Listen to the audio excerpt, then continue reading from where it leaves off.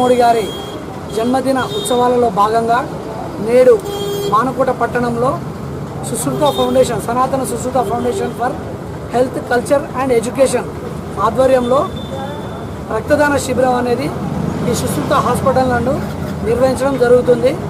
దీనికి పెద్ద ఎత్తున మన భారతదేశ ప్రధానమంత్రి యొక్క అభిమానులు స్పందించి రక్తదానాన్ని చేయడం జరుగుతుంది. సో ఈ యొక్క కార్యక్రమం నిర్విరామంగా సాగుతుంది. ఈ యొక్క దేశ ప్రజలకు మరియు ఈ దేశానికి ఇలాంటి మన ప్రధానమంత్రి దొరకడం అనేది మన యొక్క అదృష్టం.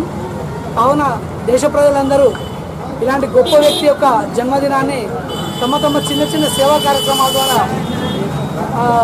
నిరూపించి భారతదేశ ప్రధానమంత్రిపై తమ యొక్క అభిమానాన్ని చాటుకోవాలని నేను కోరుకుంటున్నాను. ధన్యవాదాలు. అయితే ఒక రక్తదానం అంటే మనము ఇంకొకరికి ప్రాణం పోయడం అనేది ఒక నినాదంగా సాగుతుంది.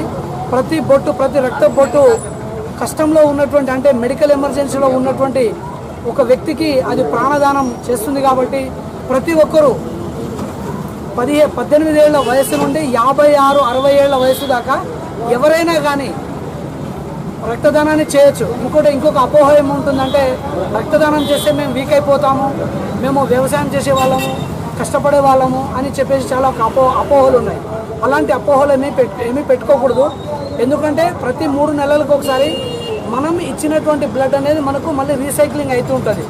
ఇంకొకటి ఏంటంటే, మనం ఇవ్వడం వల్ల మన శరీరంలో ఉన్నటువంటి ఎముక గుజ్జు అనేది యాక్టివేట్ అవుతూ ఉంటుంది.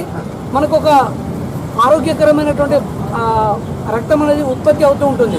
సో దీనివల్ల మనం ఇచ్చిన వారికి, అంటే మన నుండి బ్లడ్ పొంది ఆరోగ్యం పొందిన వాళ్ళకి లాభంతో పాటు మనం బ్లడ్